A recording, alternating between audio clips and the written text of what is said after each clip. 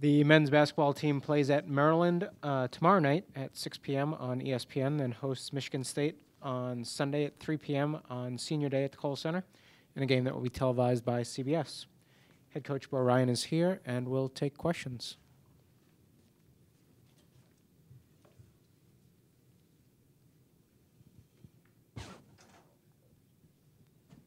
Kevin. Coaches, what do you see from Maryland on tape, offensively, defensively, the challenges they present for you? Well, I think if you've watched them play, you see, they got quickness, they got decision-making at the point guard spot, even though he's only a freshman. He doesn't play like a freshman. And Trumbull, and they got size. They've got shooters. They got bigs that can shoot. They don't have the record they have because they're missing anything. They're very talented and very, very capable of beating any and everybody in the league.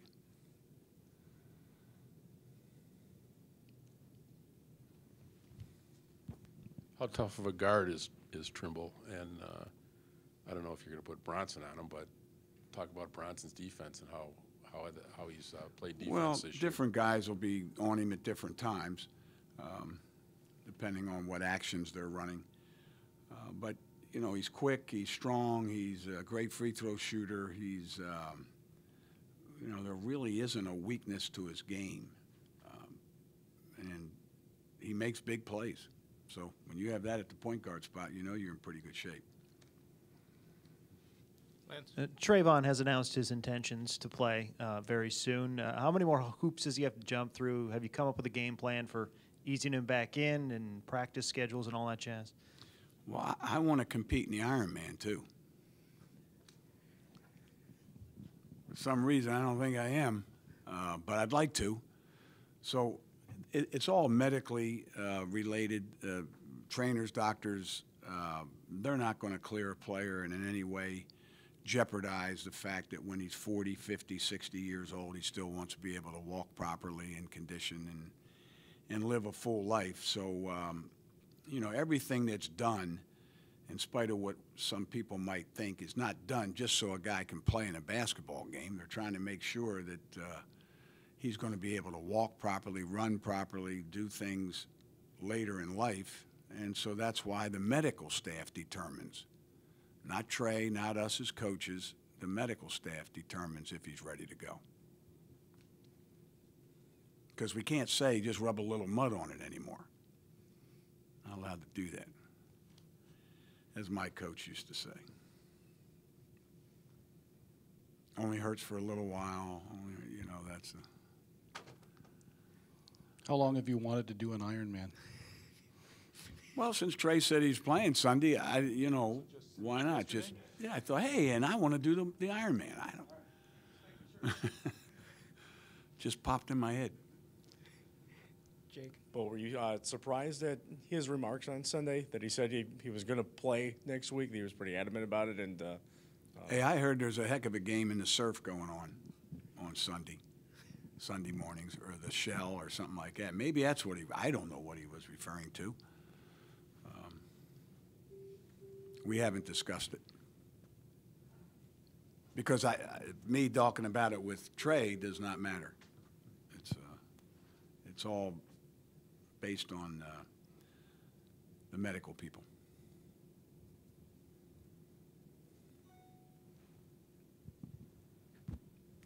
Historically, Maryland's been a pretty good team. What were your first thoughts, first reaction to seeing them come into the Big Ten, and what did they add? Actually, the first time I heard about them coming in the Big Ten, I thought back to 66, 67, 68, somewhere in there. We were going to scrimmage. When I was at Wilkes University, we were going to scrimmage Mansfield. It's a state teachers college, or one of the state teachers colleges in Pennsylvania.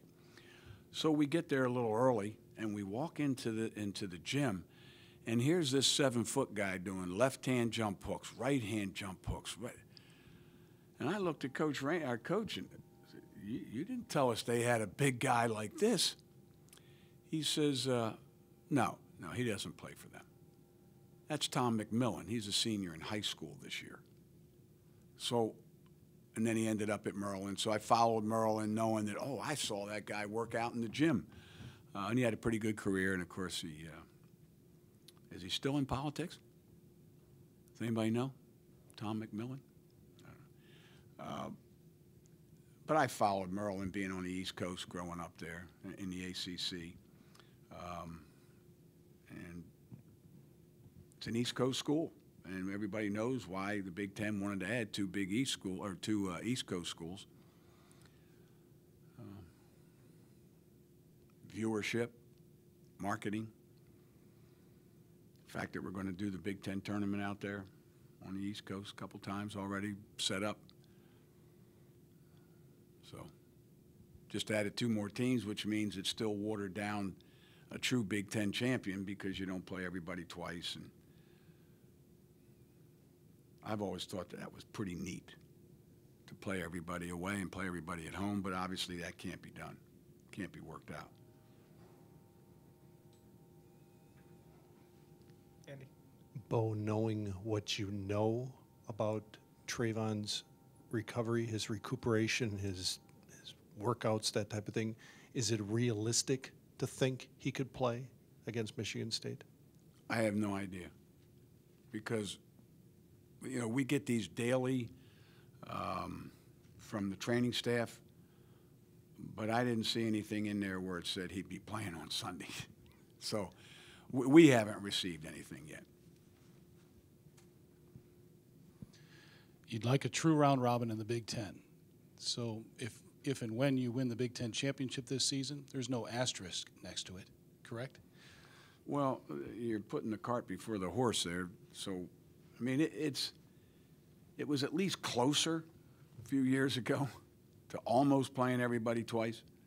When I was an assistant here, we did. So that was kind of neat. When I got here, it was Penn State, then Nebraska, then Maryland and Rutgers. So at least we were close for most of the time I was here.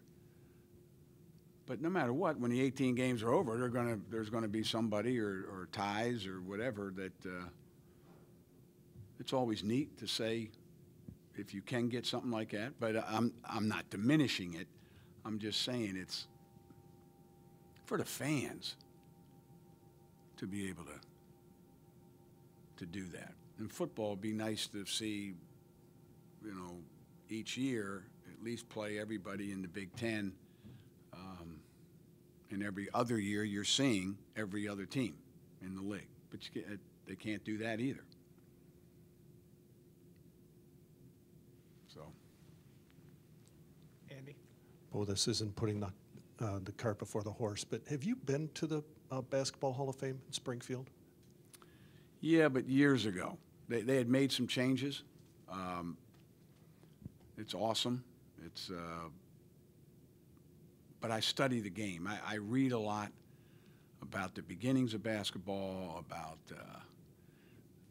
different leagues, different teams. I just got a book about the SPAs, the South Philadelphia Hebrew Basketball Association, that they were really good, and they were like the best team in the country for a while. The history of a backboard. It was chicken wire. Of course, we know about the peach basket, but because it was going to be box ball, but the janitor could not find any boxes. So Naismith, the guy said there's 2 fruit baskets, and the janitor put up 1 at each end, things like that. So and that's at the Hall of Fame. You know, stuff about the beginnings of the game and why they called them cagers. Games were pretty physical. And tried to keep guys on the court with netting around the court. So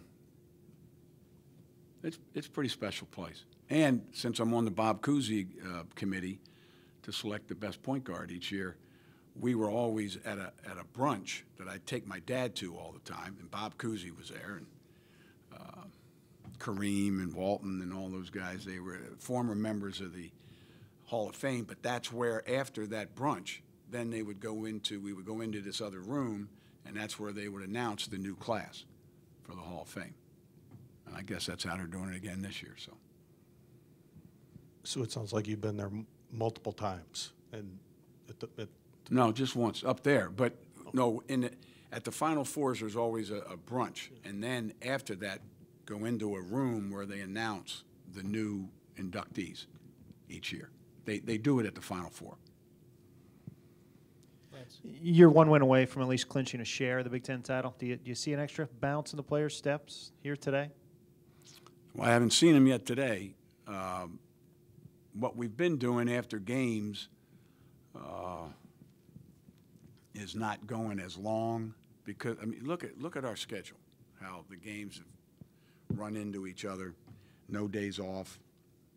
We had to take 2 off last week, and then, well, anyhow, it's totally different than the days of Wednesday, Saturday. So we're trying to manage recovery time, working with with Eric, and trying to make sure that we're getting the most out of these guys and trying to save their legs and lungs and be able to finish out this portion of the Big Ten schedule.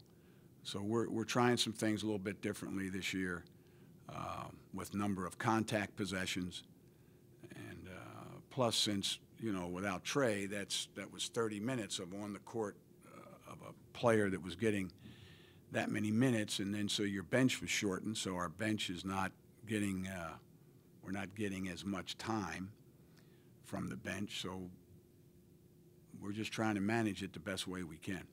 Just hard to believe that there's only 2 weeks left.